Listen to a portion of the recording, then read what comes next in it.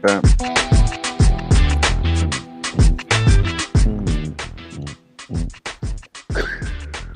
Bam. Bam. Bam. Bam. Welcome back, everyone, to another edition of the Blue Review. It's here, the biggest series in the season. So today is going to be focused heavy on that because, man, I don't know where everyone is at, but I think this is going to be, let's just say it's going to be exciting. That's all I'm going to put on my input. This is really good Dodgers- input. Well, Dynamite drop in, money. Thank you.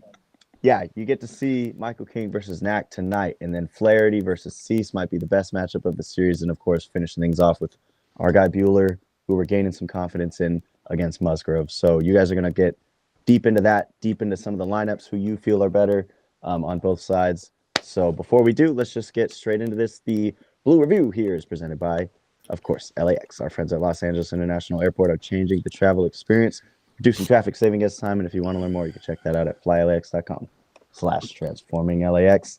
So Marcus, Greg, welcome back for a Tuesday edition. Let's do this. Padres, Dodgers. Boom. 3-game lead. Let's see what we can do.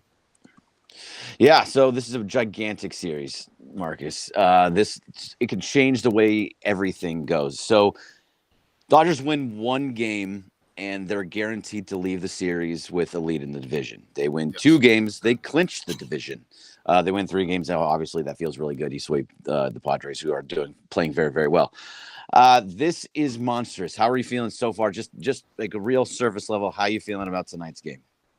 Nervous. I think that applies to the whole series, right? But it's as simple as you said. Win the series, you win the division. That's it. Just try to get 2 games out of these 3. And you have the NL West already locked up. But yeah, I mean, look, let's be real. The last couple turns through the rotation have not been very smooth. I mean, we're happy to get 5 innings out of anybody at this point. So it really is about, what can they get out of Landon Knack tonight? Can they get 5 quality innings out of him? Can the offense show up? I mean, it's been very good, going back to the end of that series in Miami through most of the Rockies series, the offense has showed up in a big way.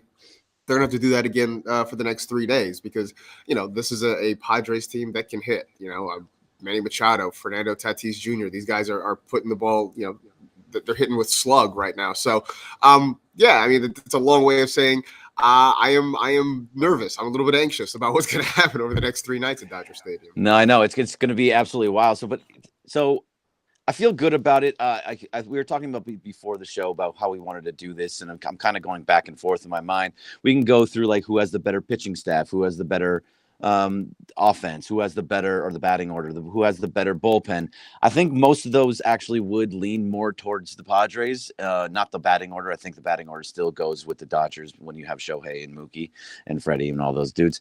So, but the other 2, I think, actually lean more towards the Padres, and especially the pitching staff this week. Michael King is a pretty decent pitcher. Obviously, Dylan Cease is one of the best pitchers in the game. That was a guy that I really wanted the Dodgers to go after for the last couple of years, and that just didn't happen, obviously. And then who's the starter in the 3rd game? It's Joe Musgrove. Joe Musgrove. Dodgers typically hit him. He's kind of an up and down guy, but he's almost unhittable. But when he's not, he's very hittable, and this team hits him pretty hard. But just for tonight, Michael King, Landon Knack. I feel like Landon Knack is kind of on par with Michael King, despite the fact that he's been around a little bit longer. I feel good about this. Could go in either way type game. Yeah, I mean, it really could. I get the feeling we're going to know early because that's been the thing with Dodger pitching. Either if they come out and they get through the first 2-3 innings and everything looks great, then it usually ends up being a good start. But a lot of times they just seem to run into trouble in the first inning. It's guys on, it's a couple of hits. The defense has been a little bit suspect at times in the last couple of weeks. So I feel like we will have a good idea within the first 2 or 3 innings of this game how it's probably going to go for the Dodgers. If you see them close or ahead after the 3rd inning, I think you can generally, not always, but generally feel pretty good about it. But it just, I don't know about you, Greg, it just feels like so often they're coming to the plate already down a couple of runs. And that's a tough place to be. Yeah, it is. Coming from behind is always tough. I think this is a little bit different. Though on a season-wide scale, I feel like you're absolutely right. I think for this, it feel different because the Padres seem to also start slow. I don't know the exact number, but it seems like the Padres have a massive amount of wins where they win in the bottom of the ninth, or they win in the ninth by top of the ninth by coming back from behind, or winning in the 10th inning. Every time I look at the box scores each night when I'm watching the Dodgers, say, okay, what are the Padres doing? It's like Dodgers win or Padres win in 10. Padres, they're down. Okay, they're down 3 in the bottom of the ninth. Oh, the Padres won in the bottom of the ninth. They just are a team that comes back in the end of games, and that's kind of scary because they just wait till they get to your bullpen, just like the Dodgers used to be. And also the Dodgers throughout the whole season have been that team. They're down 3-0. They're done. They're not coming back. But over the last couple of weeks, they're coming from behind. They're winning games late. They're scoring runs from the 6th through the 9th inning when they were only scoring runs in the 1st through 3rd innings. So it just is a very back and forth team for both of these guys. And I just not sure which way this one's going to go. It seems like it actually plays into who gets the ball late. Yeah. Like the best part of your lineup late. Yeah, no, you're probably right. I mean, the other part of this that, makes me a little bit nervous is, look, the bullpen has at times been really good. The bullpen has at times been kind of shaky. And you talk about the Padres waiting to get into the bullpen, like which versions of Evan Phillips, which version of Blake Trinan, which version of those guys are we going to get over the next few days? Because that's going to have a big impact. Those guys are going to have to pitch, and they're going to have to pitch in key high leverage situations. I mean, look, this is, and for the first time in a really long time, this is a September series, a late September series that matters. I mean, this is, I think the start of the playoffs, essentially. Yes, I know they're already locked in to a playoff spot, but we said this before. They could be the 1 seed. They could be playing. They could be playing in a wild card series right now. So I feel like you've got to approach this like it is the start of the playoffs, because for all intents and purposes, it kind of is. It kind of is, yeah. If the Padres somehow, knock on wood, doesn't happen, sweep the series. I'm going to go over there, like sweep the series. They're going in ahead because they'll be tied in the standings, but have the head-to-head record, so they will win. Now, luckily for us and for Dodger fans, they play Arizona, who is actually not playing very well right now, but they play Arizona, where we play the Rockies in Colorado. So neither series is easy because of Coors Field, but on paper, we would have the better end of the season, have a better shot of it, and hope that, the Diamondbacks just beat up on the Padres, because that's kind of what you want right now.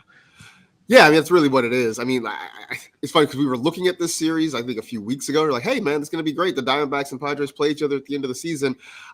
I think when we said that, we weren't hoping that it would be necessary. And right. Look, 100%. And it still might not be, depending on what happens over the next few days. But I think we were sort of hoping that things would kind of be wrapped up by this point.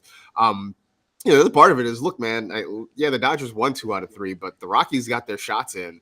They were hitting the ball.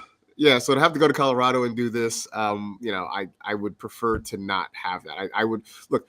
Here's the thing. If they have everything locked up, I don't think they can have the 1 seed locked up, but they have the division locked up, and maybe a top 2 seed. Like, hell, man, you want to throw Bobby Miller out there for one of those games, just let him get some innings in Colorado? Like, I'm all for it, but they've got to take care of business in the next 3 days first.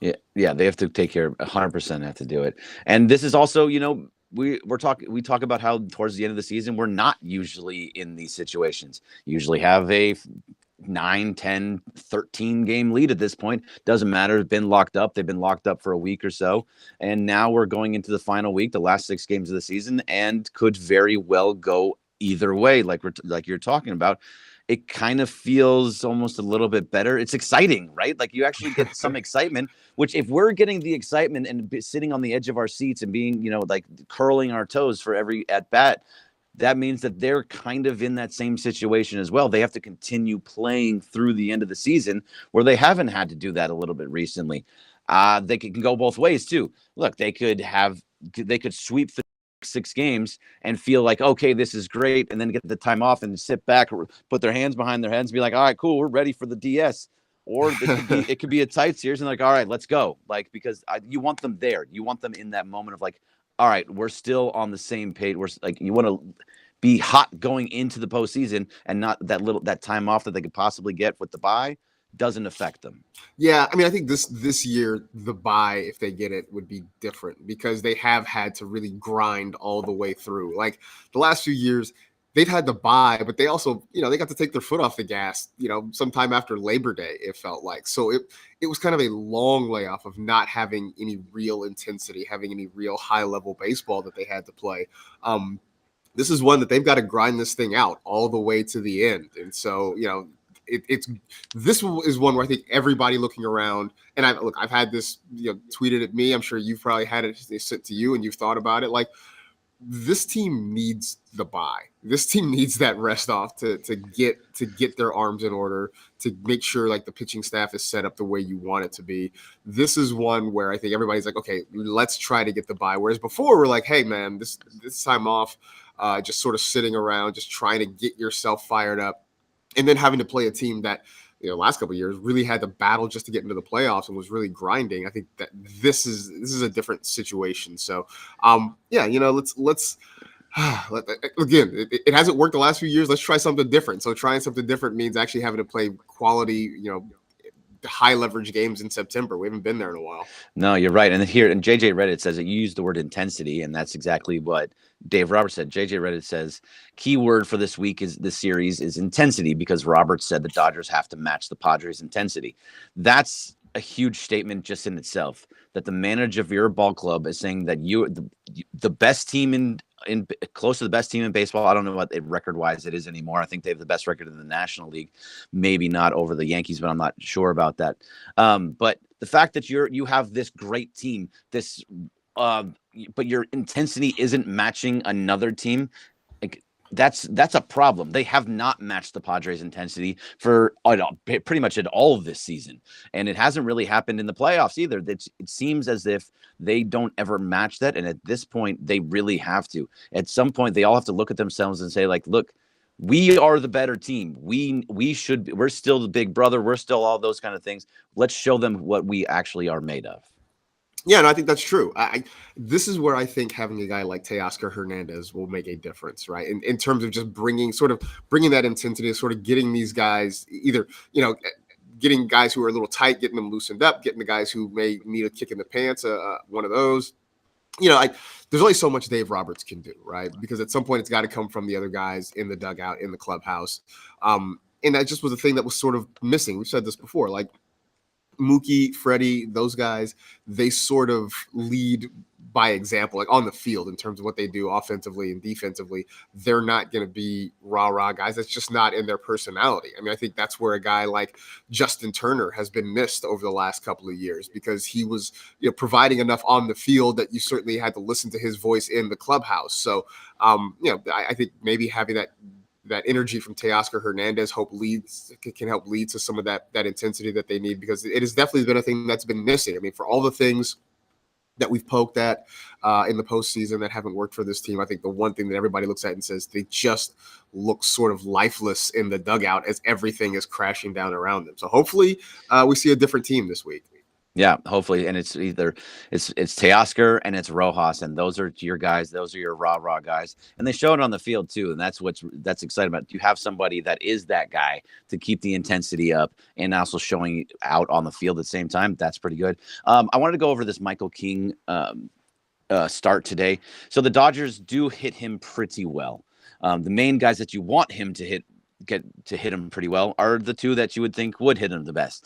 So leading off, Shohei Ohtani, which basically hits everybody in the history of the world really well, has a 417 batting average against him with a 1667 OPS. He has 3 home runs, 4 RBIs, and is 5 of 12 from him overall. Has a double as well. Has struck out 3 times, but he hits him, and he sees Michael King pretty well. The other guy, Mookie, has 2 hits. He's only 2 of 7 against him, but he has those 2 hits are both home runs, and he has 5 RBIs. He's also walked a couple times against them. So another Teoscar hits him pretty well, 5 of 19, has a home run, 3 RBIs. Does strike out a lot, but he just strikes out a lot in general. And I think Miguel Rojas is 1 for 1, but it's for the most part the guys that you want to hit him pretty well. Freddie's just 2 for 8, but it does seem like they have all seen him enough times, so they're not going to be surprised by anything he throws. And the guys that you want to hit him. And right now we're seeing Shohei on a completely different level. And does it feel like this is? I mean, I might have brought it up yesterday. I don't even remember what I say anymore. But like he's now realizing, okay, it's go time. We're about to be in the postseason. I've never been there. I need to show out. I'm going to show you that I am the guy that hits brightest when the lights are on. So, is that what you're seeing from him too? It's what it feels like, right? I mean, he's waited forever for this moment, and now it's here. If there's one thing we seem to know about Shohei Ohtani, at least so far this season, in the big situations, is when he seems to rise to the moment. I mean, look, the dude hit 40-40 on a walk-off grand slam. He hit 50-50 in the most spectacular way in one of the single greatest offensive baseball game performances we've ever seen. It was the game that clinched a playoff spot for the team. It seems like he is ready for this moment, and I think it sort of starts tonight. So, I mean, we'll see how it goes, but I think it would be great. Look, a perfect world, right? This team comes out and they jump on King early. They put 2 or 3 runs on him in the first couple of innings, and force the Padres to kind of dig into that bullpen a little bit early. I know they got a good bullpen, but I think the more you can dig into it, the more you can start to see these guys over the next couple of days. I think the better off you're going to be. And on top of that, it just gives Landon Knack a little bit of breathing room so he can go out there and maybe be aggressive throwing the baseball. So it would be great to see. Look, if Shohei somehow led off this game with a home run, not going to be mad about it. Not going to be upset about that one at all. But I think that's important, is being aggressive probably pretty early too in this, and trying to jump all over him. You can be patient at the plate and try and get him to actually throw pitches in the strike zone. But when there's a pitch that you like, you have to hit it. You have to hit it hard, and it has to land. We've seen too many times, even on Sunday, they won that game, but in the first 3 innings, they had 2 runners on with one out, and they grounded into double plays all 3 innings. First 3 innings, they had it multiple times, and double play, and it ruined the whole, like, the first 3 innings. They could have jumped all over them and won that game pretty handily. Instead, they put himself behind. So that's exactly what they cannot afford today. You cannot hit until it's double plays. If you got guys on base, you got to drive them in. Just keep the line turning and burning and coming through. And those are one of those things that don't let Michael King get through, or any pitcher ever get through. Like, if you're struggling, pounce. You have to hit them. If not, they're gonna relax. They're gonna calm down, and they're gonna stretch through the next 3, 4, 5 innings with not a lot of heat. Yeah, no, I mean, that's the thing. Just take advantage of those opportunities. You said it. Keep the line moving. Just get them on, get them over, get them in. Look, the power is going to be there just because that's who this team is. They're going to hit some balls hard right now. So, it's just about like you said, getting the pitchers on the ropes and sort of taking your shots when you have them. Because look, the Padres are a good team. You're not going to get a ton of opportunities with this team, and so even getting into the bullpen is no guarantee that you're going to suddenly break the floodgates open. But just continue to put pressure on them. I love the fact that the Dodgers have been running. I mean, I know Shohei obviously has the 55 stolen bases 55. Now, whatever it is. Silly. But we have seen this team run a lot more. I mean, I don't know about you. I still am of the belief that you put runners in motion, you put pressure on the defense, you force them to make a play, and so far the Dodgers have been smart. Thankfully, the new rules I think help a little bit, but they've been smart about running, and you start moving guys into scoring position. Just gives you more opportunities to put runs on the board. Yeah, it is the bases, but I don't think it's fully the bases. You still have to find like the right moment to go. And people still, like, Will Smith throws out a lot of batters. He's actually recently, he's kind of throwing all over the place. He's lost a little bit of his arm, if you've noticed. He was throwing everybody out, and now he's throwing it into center field and just kind of missing the plate. Hopefully that kind of comes up. But you can move with other guys too. Like Mookie Betts ever since he came back, he's starting to run again. He's Yeah. he's got his legs underneath him, and he's starting to steal bases too. So if you get a Shohei Mookie 1-2, and they're both on base, and then you get stealing second and third, that puts so much pressure. I know, like, for the last few years, we were worried about teams like Arizona. They're constantly putting pressure on the Dodgers because they can't throw anybody out, and their pitchers can't hold anybody. This seems like the Dodgers are now trying to adjust to that and doing those kind of things. So they're at a top of every single kind of statistical category. It's nice to see that they're trying to keep pressure on these pitchers. It's not going to work every time. It could get a little bit frustrating, like you got thrown out at second and now the inning's over, something along those lines. But I like the aggression. I like that you have to pay attention to those runners on first now. Yeah, no, Dodgers tied with the Pirates for the highest stolen base percentage, 85%. That's wild. They've been successful so far. It helps when one guy goes 31 for 31 his last. That's 31, true. But Very true. Yeah, no, but the 127 stolen bases caught just 22 times all year. So they've been very, very efficient when it comes to stealing bases, and I think that makes a difference. I mean, you move a guy up 90 feet, you put a little bit of extra pressure on the pitcher, a little bit of extra pressure on the defense. If they can find ways to take a couple extra bags throughout this series, I think it's going to make a difference. Yeah, it's going to make a massive one. So, all right, let's try and figure this out. Let's do our best to kind of predict the series as best we can. We got Michael King versus Landon Knack tonight. What are you calling? I think Knack gives them 5 solid innings. Call it, say, a couple runs over 5 innings, which I think you can live with as long as he can limit the walks. I think he'll be okay. I think the Dodgers, do just enough. I think they get to King early, and I think they pull out game 1. Yep. I think I'm with you. I think the Padres are going to come in super hyped, and the fact that they've been playing so well, winning games late, and they have the Dodgers number this year. They've already won. Yeah, they've already won the season series. Yeah, they've already won. So they believe that they're better than this team, and they see Landon Knack, that's not one of your top starters, so they're going to come in feeling pretty good.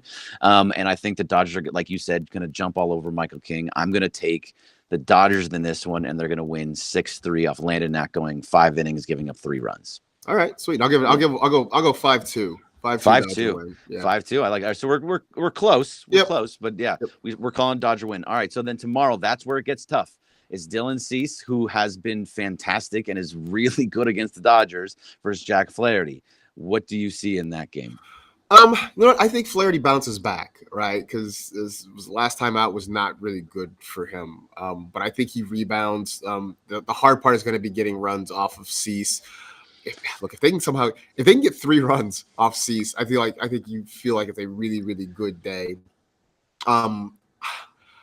I'm gonna say the Dodgers figure out a way to win this game, right? It's gonna be ugly. I think the bullpen's gonna have to step up. I think you're gonna see you're gonna get some hits from some unlikely heroes in this game. Maybe it's maybe it's the return of Gavin Lux. Maybe it's a Miguel Rojas game. I'm not sure, but I'm gonna say the Dodgers pull out game 2. Let's go 4-3. 4-3. Oh, that's gonna be a tough one. All right, so I'm a little bit iffy on this one. Dylan Cease is an excellent pitcher and does pitch well against the Dodgers. Jack Flaherty has shown he can shove against some, and he got lit up by Atlanta. So if they get a hold of him, it really depends on his start. If he is throwing, 8, 9, 10 pitches in the first couple innings, and he can go the distance, he can go up to 6 going into the 7th inning, then I think the Dodgers, but I don't think that's what's going to happen in this one. I think I'm going to go the Padres take the second game of the series, and I hate doing it, but you got to be honest. I think they're going to take that one, but it's going to be close. It's going to be 4-3, and the Padres take that one. They're going to the Dodgers will get to the bullpen a little bit late. I hope not. But that's one. And then it's Joe Musgrove against Walker Buehler. And that's where it kind of that's what it has to happen now, right? The last game has to be, in my mind, who's going to win the series, what happens, where it's all going to go. It's all going to come down to Walker Buehler.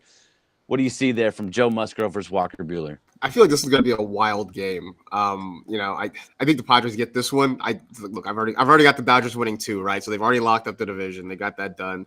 This feels like an 8-7 Padre win with just runners everywhere on both sides. Really. Yeah, no, I think it's been close too. I think Walker Buehler pulls it off. I think the Dodgers do win the series, take 2 or 3. Walker Buehler gets the win. I think they hit Joe Musgrove really, really well usually, and if they get on top of him, they can put a 6-7 spot on him, and that can happen the first couple innings. So if they can do that, which I think they absolutely can, Walker can give up a couple. And if he can get that, 8 to 9 strikeouts that he's been kind of living in recently, it feels like, and go 5. I really feel good about that one. So Dodgers take 2 or 3 where they win the first and the third. I see Clint Pasillas in there. What's up, buddy? We just talked to you yesterday. He says Dodgers take 2 or 3. He hopes. I hope. All right. Well, that's going to do it for us. We got to get to DeMarco and Travis, or Travis and DeMarco. They got a whole bunch to talk about, and they're going to be talking about this game. Are we going to get a positive Travis for this game, this series, or a negative Travis for this series? Nobody knows, but we'll figure it out. Thank you to Parker Bell. Thank you, Marcus Grant, for being here. We'll be back tomorrow. Thank you to LAX, and thanks, Clint Pasillas, for being, and all of you for being here every day on the Blue Review from 8:30 to 8:55 in the morning. We got a lot to go through. It's a huge, huge series. Excited to talk about it tomorrow. Thanks a lot, guys. Oh.